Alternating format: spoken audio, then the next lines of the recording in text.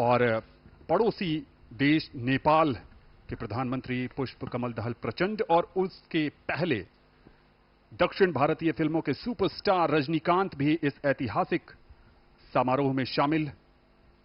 और नेपाल के प्रधानमंत्री एक तरफ से आ रहे हैं और दूसरी तरफ लोगों की जो उत्सुकता है वो रजनीकांत की तरफ भी। पुष्प कमल दहल प्रचंड। नेपाल के प्रधानमंत्री श्री पुष्प कमल दहल प्रचंड और उनके साथ उनकी पुत्री। और उत्सुकता बहुत है। और राष्ट्रपति भवन का प्रांगण जो अगर इस समय हम राष्ट्रपति भवन की ओर से देख रहे हैं तो उसके बीचों बीच ये ऐतिहासिक जयपुर स्तंभ 145 फीट ऊंचा, यहां मेहमानों का लगातार आगमन हो रहा है। कुछ ही देर में यहां, जैसा हमारे साथियों ने बताया, विदेशी मेहमान जो राजनेता हैं वो भी पधारने वाले हैं। उसके बाद माननीय प्रधानमंत्री का आगमन होगा, फिर समारोह राष्ट्रपति जी के आगमन के पश्चात प्रारंभ होगा और जिसकी प्रतीक्षा हम सबको है, पूरे देश को है, दुनिया को है। देवेंद्र फडणवीस जो उप मुख्यमंत्री हैं महाराष्ट्र के, उनका आगमन। भारत में लोकतंत्र की एक प्राचीन और अखंड संस्कृति रही है, या यूं कहें कि भारत वैश्विक लोकतंत्र का स्तंभ रहा है। आजादी के बाद से 18 राष्ट्रीय चुनाव, 400 से अधिक राज्य चुनाव और 10 लाख से अधिक स्थानीय स्व सरकारी चुनावों का अनुभव ये देश कर चुका है। हम दुनिया में एकमात्र राष्ट्र हैं जिसने हर वयस्क नागरिक को स्वतंत्रता के बाद पहले दिन से ही मतदान का अधिकार दिया है। ये विहंगम नजारा आप जो देख रहे हैं, ये राष्ट्रपति भवन के ठीक सामने लगभग 10,000 लोग इस ऐतिहासिक समारोह का साक्षी बन रहे हैं और शंकराचार्य का भी यहां पर आगमन होता हुआ।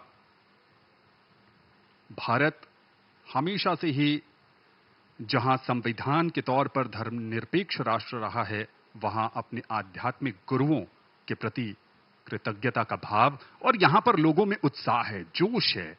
वो नए भारत के नई तस्वीर गढ़ने में अपना योगदान देना चाहते हैं। इस समय शंकराचार्य का, रामभद्राचार्य का आगमन।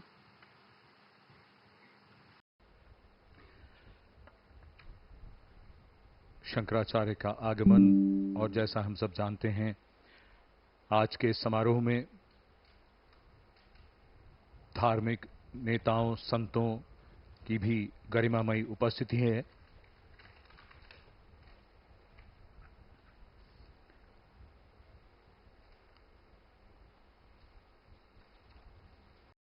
तो कला की विभिन्न शैलियों का मिश्रण है और इसके निर्माण में 18 वर्ष लगे थे। इस भवन को आजादी के पहले वाइसरॉयज हाउस कहा जाता है और ये नवनिर्वाचित सांसद हमारे सामने हैं। आदरणीय, इनका हम स्वागत करते हैं। जिनको अभी हमने देखा वो राजकुमार हिरानी और विक्रांत मैसी, जिनको सबने सिनेमा के पर्दे पर देखा है। राजकुमार हिरानी डायरेक्टर और वसुंधरा राजे सिंधिया।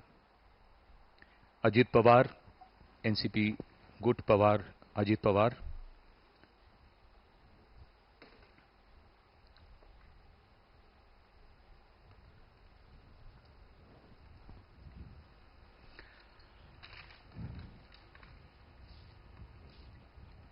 अगर हम इस बार के चुनावों की बात करें तो कुछ ऐसे आंकड़े अवश्य हमारे सामने आते हैं जिन पर गौर करना भी जरूरी है और जिनको जानना भी बेहद जरूरी है।